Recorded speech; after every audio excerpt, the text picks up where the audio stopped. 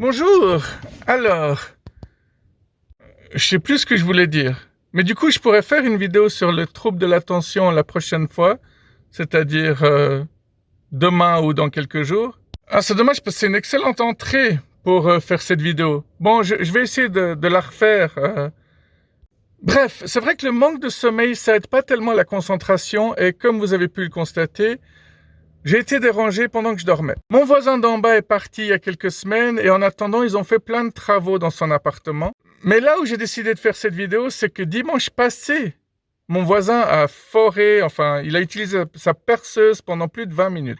Alors je rigole souvent parce que j'ai un ami qui m'est très proche qui lui, alors il est très à cheval sur les règles, il supporte pas qu'on plante un clou le dimanche, ni qu'on passe un coup d'aspirateur. Donc, des fois, je lui dis qu'il devrait se détendre un peu et pas s'énerver aussi rapidement. Mais parce que un clou, ça va. Deux clous, ça va.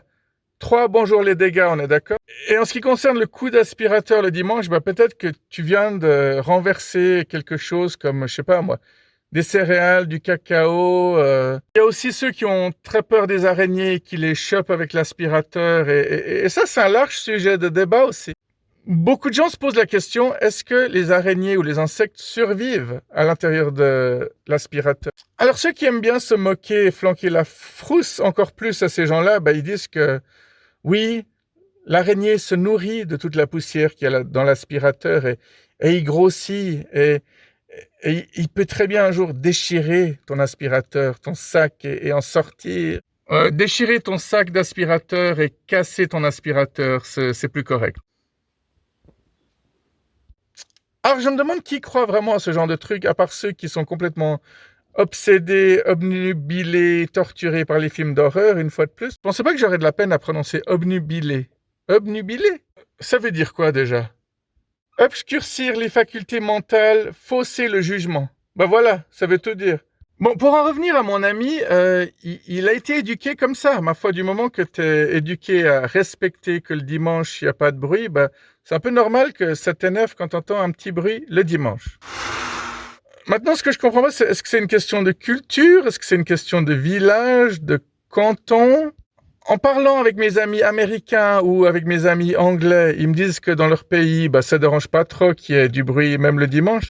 Alors, en principe, j'avais l'impression que ça me dérangeait pas plus que ça non plus. Sauf que ce dimanche passé, ça m'a vraiment dérangé. Alors, je travaille pas en ce moment, d'où le fait que j'ai beaucoup de temps pour faire des vidéos.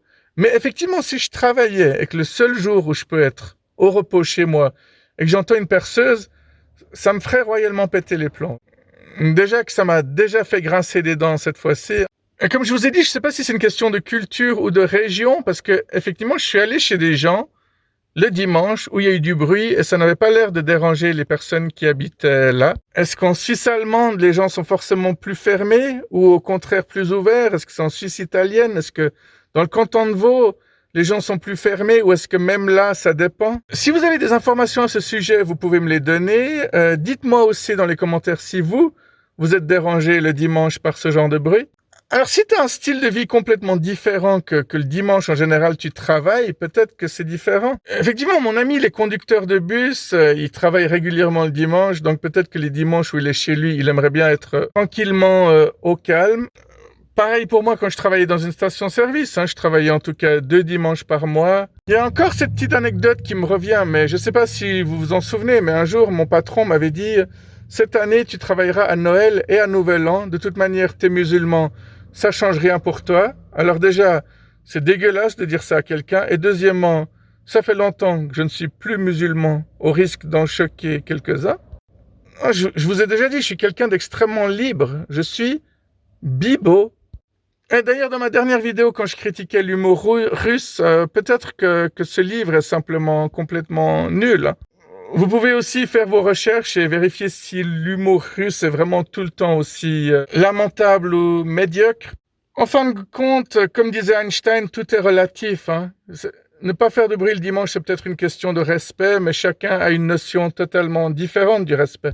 Vous savez, il y a des gens qui croient que respecter quelqu'un, c'est ne pas se brouiller avec eux. C'est dire oui, amen à tout ce qu'ils disent, alors que respecter, c'est aussi se respecter soi-même. Et si on se respecte pas soi-même, on peut pas respecter les autres. Mais si tu dis pas clairement à l'autre ce qui te dérange, bah, il va continuer à le faire. sais pas s'il t'offre un livre et puis que tu lui dis que t'as adoré le livre alors que tu l'as détesté, bah, il va t'offrir le tome 2, le tome 3.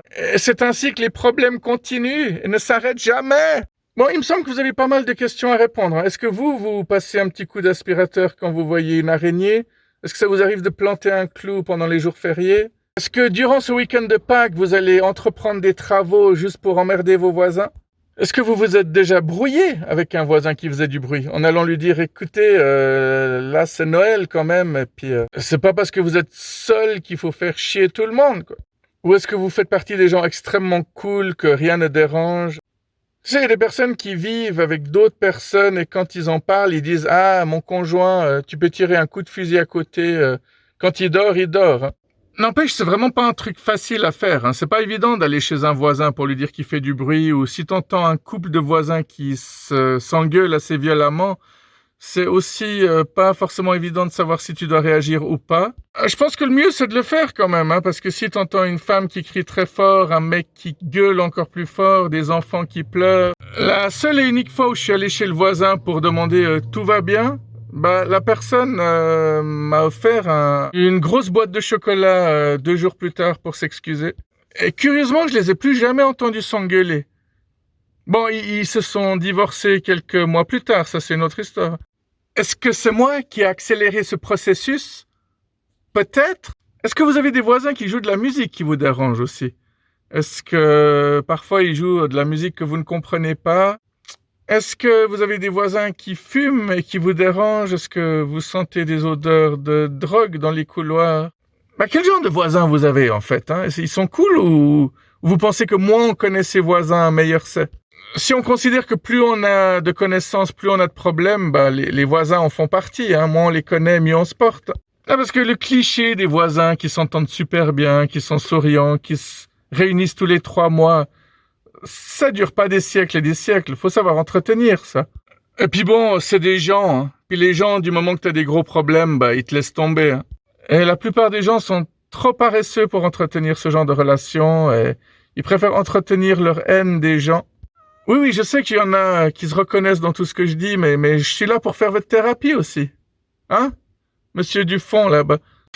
Marrant comme on critique tout le temps ceux du fond, comme si ceux qui étaient tout le temps devant étaient tout le temps attentifs, quoi. Au contraire, ils sont malins ceux qui se mettent tout devant. Ils savent que les profs regardent plutôt ceux du fond en croyant automatiquement que c'est des cancres.